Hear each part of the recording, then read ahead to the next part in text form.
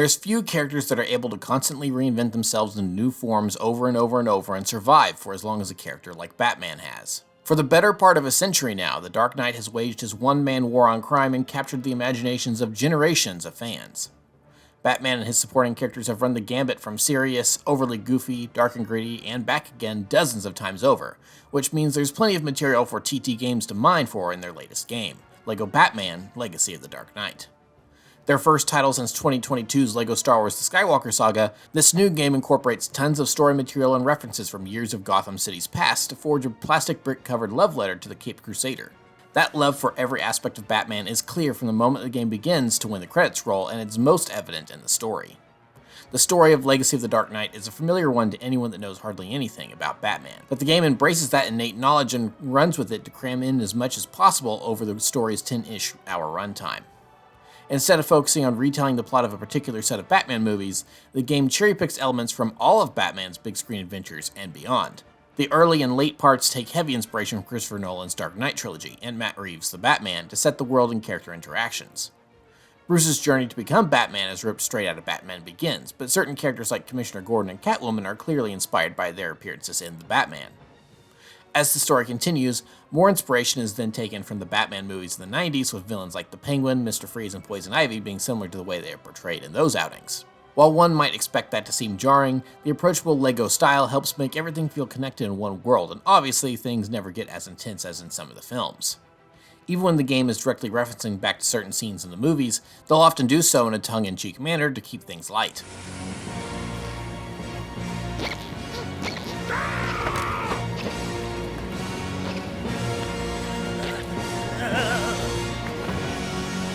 License and registration, please. My one gripe with this approach is that the game uses the soundtrack to several of the Batman films at times, but for whatever reason never uses the Hans Zimmer and James Newton Howard score from the Dark Knight trilogy. It feels a little bit odd when the game is recreating scenes from those movies and the game's original score is instead trying to mimic those soundtracks. Must have been a weird licensing issue, oh well. Overall, the story doesn't really ever tread new ground for Batman and instead focuses more on playing the hits. While that could come off as lazy, TT has instead managed to weave all the disparate story elements from several different prior adaptations into one more or less cohesive story. This allows the game to cover everything from Batman's origins, like in Batman Begins, to Mr. Freeze's quest for frozen vengeance in Batman and Robin, while incorporating slapstick character elements from the LEGO Batman movie. Along the way, Batman encounters several characters which will unlock to help him navigate LEGO Gotham, as each one comes with their own gadgets and abilities. Gordon has several launchers to help Batman get out of a sticky situation, or rather create one. Catwoman can help him get into hard-to-reach areas, while Robin is useful for unlocking specially locked doors. Each character unlocks new side missions and quests in the open world to incentivize the player to explore and unlock upgrades to your abilities and gadgets. These upgrades come in the form of Wayne Tech chips scattered throughout the open world and can be used to upgrade any character. Ability upgrades are now unlocked by collecting gold bricks, which are awarded by completing levels and side objectives in the open world. The traditional level design of a LEGO game has also been tweaked as well. Traditional mini-kits are gone, instead replaced with scattered objects that need to be identified and broken. Break all 5 and you'll unlock a reward. A red brick can also be found in each level that will change the appearance of your character. There's also, as far as I can tell, not really much of a free play mode. Most everything in a level seems to be unlockable by the characters you're given, but it's just a matter of finding all the hiding spots. The normal puzzles that require swapping to different characters at a moment's notice is really relegated to roaming around in the open world between story missions. While that's certainly different than how it's been handled in the past, overall, it's much improved over the last release. My biggest critique of the Skywalker Saga in 2022 was that it seemed like TT Games didn't put enough time into their level design and much of the story, and instead focused on building the open world and/or minigames. This led to uneven pacing throughout the game, as some of the Star Wars movies blipped by either too quickly without proper gameplay, or they were dragged down by long stretches of characters walking around talking. Only episodes 4 through 7 seemed largely devoid of these problems, leaving 5 nights of the game feeling underserved for what was supposed to be a celebration of everything Star Wars. Batman, thankfully, does not suffer from the same issues.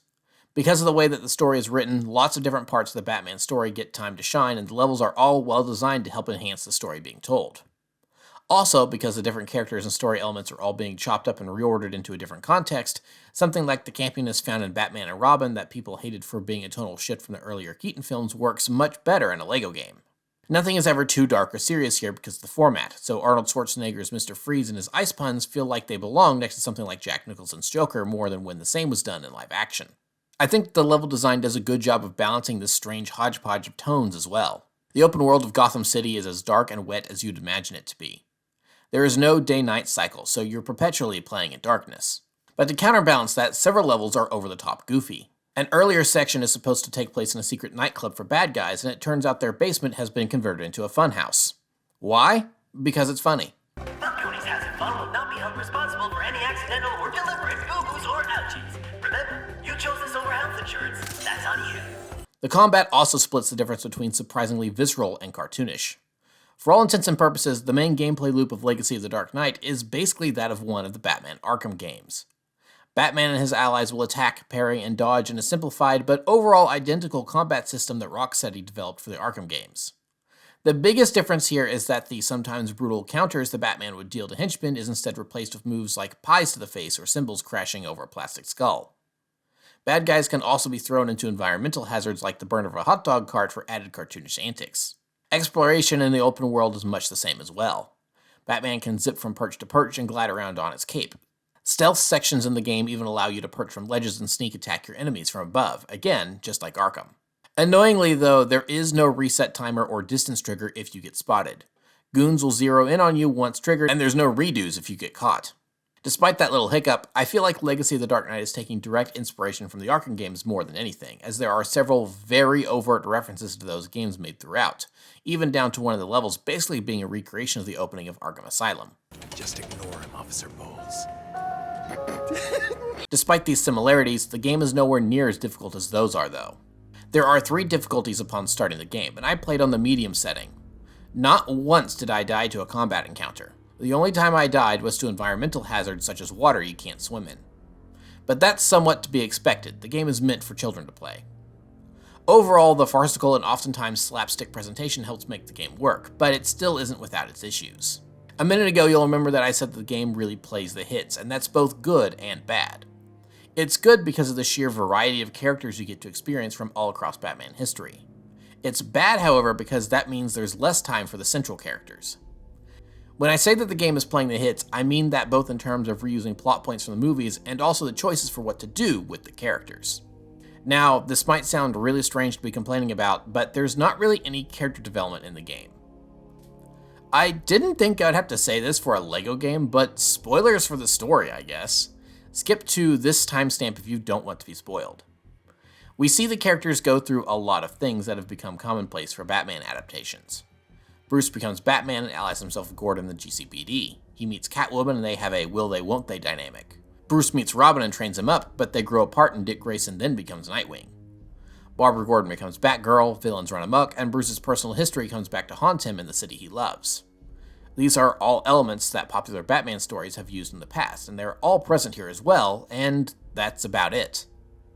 The Legacy of the Dark Knight doesn't really do anything with any of these plot threads other than to simply give lip service to them. Like the Nightwing thing.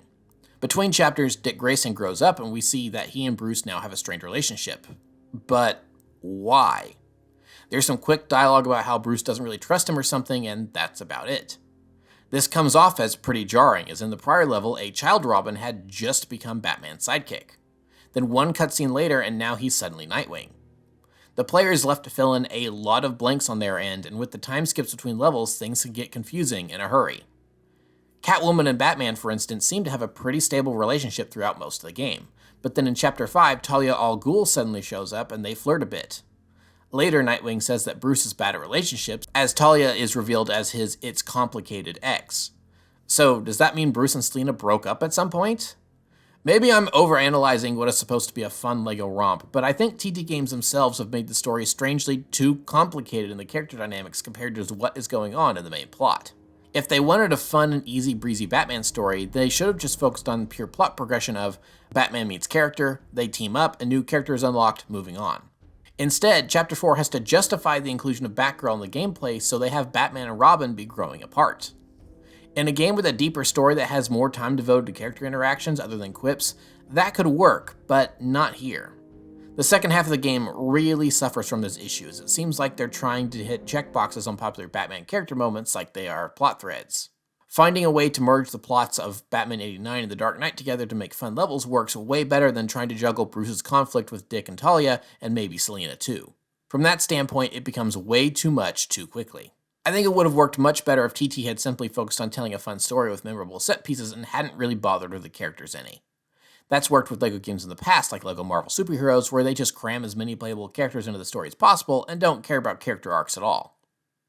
But while the characters are a complaint, they're not a huge one, as the rest of the game does make up for all those issues I have. Part of the reason that aspect of the characters annoy me so much is because when they are interacting together, the writing and performances make for a really enjoyable experience. I especially have to commend the guy that they got for the Joker, as he had a tough job. He had to balance a character that works as the Jack Nicholson Joker and the Heath Ledger Joker and have a voice that's fitting for both. Wait till they get a load of me. Now there's a Batman. Speaking of characters, I think now's a good time to address the elephant in the room. As opposed to prior LEGO games with hundreds of unlockable characters, Legacy of the Dark Knight only has 6 unlockable characters, or 5 if you count Robin and Nightwing as one since they're the same guy. Some people have taken issue with this, but I'm not one of them.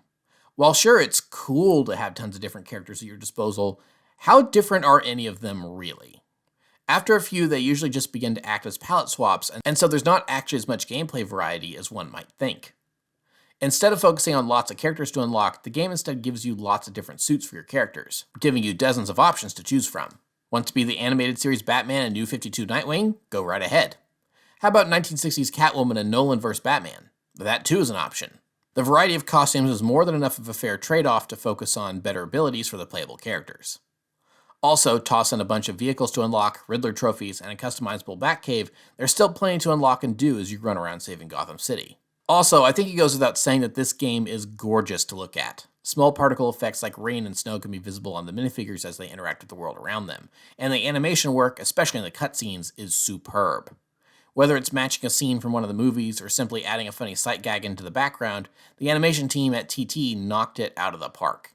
I need to become more than a man. I need to become a symbol. What did you have in mind? Something elemental. Something terrifying. Yeah, I'm sure something will come to me. So, what's the best deal? Well, overall, I had a blast with the main story on this one. Despite some of the gripes I've had here and there, the fun levels, open world, and clear love and attention that TT was able to give the Batman franchise easily puts this game as a full price purchase for me. If you can manage to get it for less, then by all means. But for any fan of Batman, this is probably a must buy. So grab your cape and cowl and head on out to save Gotham.